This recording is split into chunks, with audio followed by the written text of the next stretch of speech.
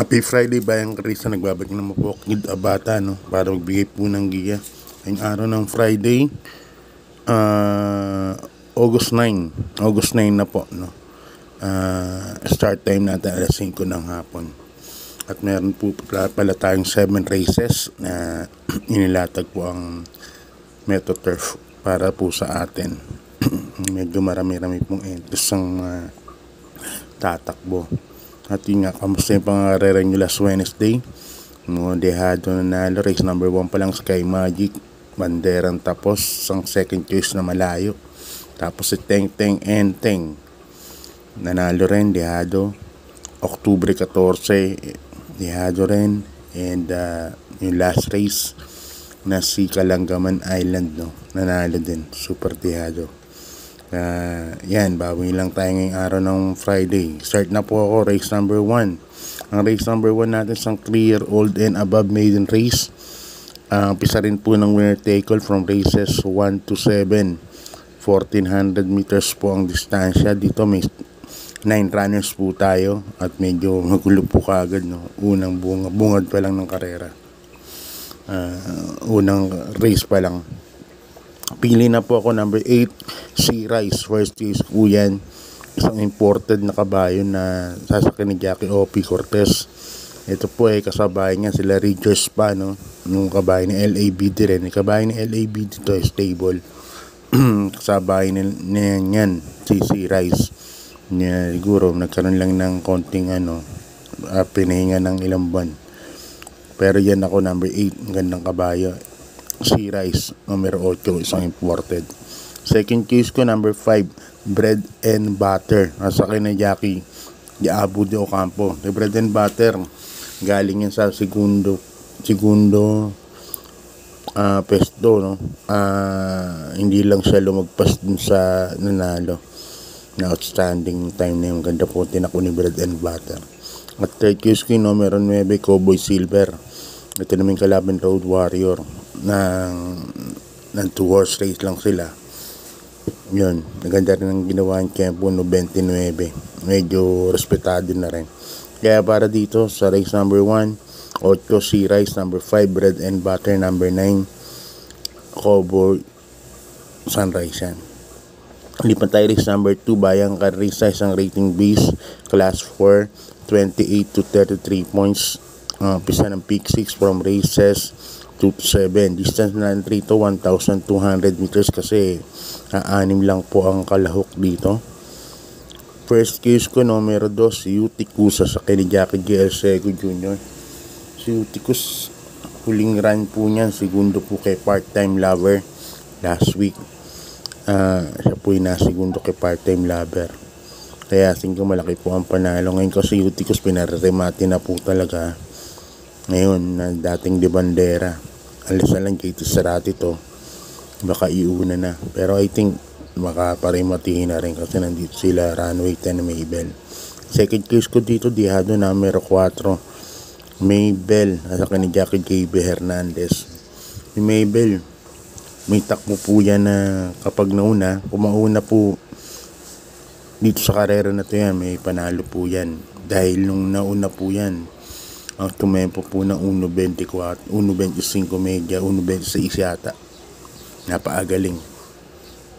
At Elegant Lady ang tinalo. Kaya para sa akin, 2 and 4 po ako. Uticus at ang dehadong numero 4, Maybell. Okay, lipan tayo sa race number 3, Bayang Karisa, isang rating base class 5, 5 points, placers, split group. Distance natin 1,200 meters. Umpisa rin ng peak 5. From races 3 to 7, dito po meron tayong 7 runners. Meron 8 entries tayo, 8 runners, but 7 and entries lang ang tatayan ng betting entries lang. Susuluhin ko na po rito, numero 5, Watch Bell. Nasa kay ni Jackie Chris Garganta. Sobrang baba na po nitong kabayan na to. Napunta na rito sa grupo na to. At tingin ko po mananalo. At medyo angat po ang grupo nito, numero 5, Watch Bell. Para sa akin, isa yan sa 1 for the day, no? Numero 5, Watch Bell. Gaganda ng mga tinatakbo niya sa dating GBT, yung group based on time. Nag 1.28 medya yata, 1.29 sa distansyang 1400 meters. Kaya tingin ko lamang na lamang po ito. Kaya para sa akin, solo ko po ito, numero 5, Watch Bell. Ngayon, tingin nyo kung sino yung, kung gusto nyo mo ng protection, numero 6, Eyes on Sunrise, JM Store, kasasakay. Protection forecast po. Okay, lipan tayo sa race number 3, race number 4, Bayang Carissa, isang rating base, class 5, 6 points to 10 points. Ito po, may 9 runners po tayo. Solo na naman po ako rito para sa karera numero 4. Numero 9, Sunshine June, nasa kanijaking KB Kera. Yan. Sunshine June. Ano po yan? Nakalaban sa 11 to 15 yan. Marating pang 5, nakaran pang 4 yata dumating yung kabayan yan. At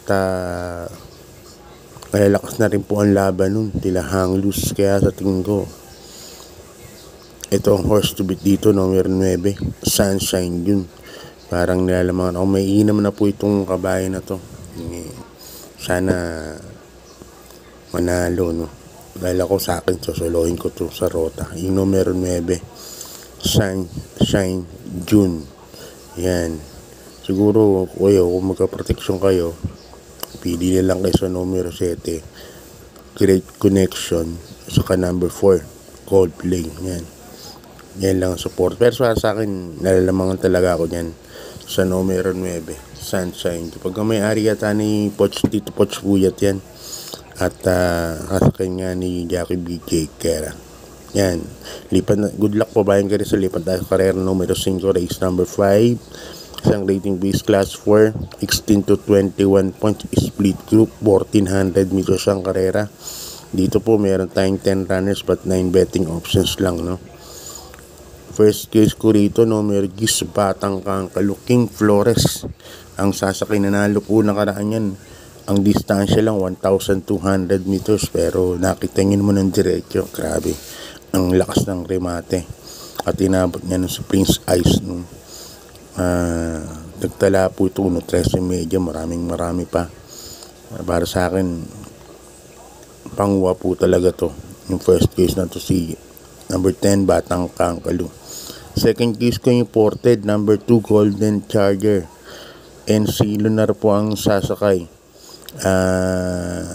Napahinga po itong kabayan na to. Baka, alam ko may buti po yan dahil ang lakas ng tinali niya sa maiden, no? Imported maiden race. Kaya yan ang panigundo ko, number 2, Golden Charger. Kaya para sa race number 5, ang pili ko number 10, si Batang Kangkalo. Second case ko, number 2, Golden Charger. Good luck, Bayang Carissa. Lipat na po tayo sa penultimate race, ang race number 6. Ito medyo maraming entries po ito. May 10 runners tayo. Isang rating base class 4, 22 to 27 points. Distance natin 1400 meters. First case ko rito, number 10, Miss Hibiki. Asakay ni Jackie Isonel Bautista. Si Miss Hibiki, nakaraan kalaban sila Asyong. Ang lakas ng laban na yun. Siya ang humabol kay Asyong. Hindi nga niya pinauna halos si Asyong nun. Kaya dihado nanalo sa Buwani. Pero malakas po yung laban na yun para sa akin. Kapag ito nauna po, although nandito sila Yana Silver na isang mabilis Grand Laughter, si Miss Vicky last to enter to, baka biglang umano agad, no?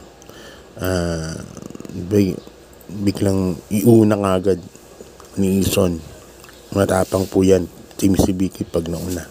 Kaya para sa akin, ang first case ko, number 10, Miss Vicky.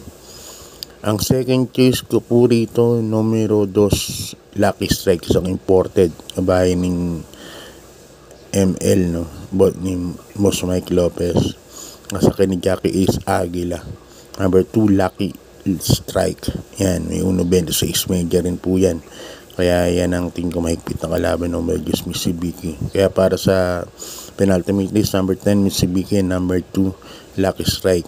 Okay, good luck bayang karista. Lipan na po tayo sa last race. Isang rating base class 5, 11 points, 15 points, split group. 1400 meters po ang karera. Dito meron tayong 12 runners, but 11 betting options lang, no? Medyo marami nga. First race ko po rito, numero 11, Lucky Nono. At saka ni Jackie J.B. Hernandez, wag kang may-ari ni Boss Knock Magno. Hugando po ito nung nanalo sa isang 6 to 10 points na laban, no? Na ratings. Layo yung nanalo nun. Second case ko na rin, number 6, Real Equity, nasa kay ni Jackie Mark Alvarez. Ito nakaraan sa malang ng salida, kaya natalo, inabot po lang po siya. Pero para dito pagka gumanda sa lead ng Real Equity, tingin ko malaking po ang panalo niya, number 6, Real Equity. Dalagyan ko po ng third choice, number 4, Hot Rod Hearts, nasa kay ni Jackie JT Pabilik. Yan, bayang karista, ang mga pili ko, number 11, Lucky Nono, number 6, Real Equity, number 4, Hot Rod Hearts. Yan, good luck bayang karista sa pangangarera. Sana magsitama po tayong lahat. God bless po, and maraming salamat po. Good luck.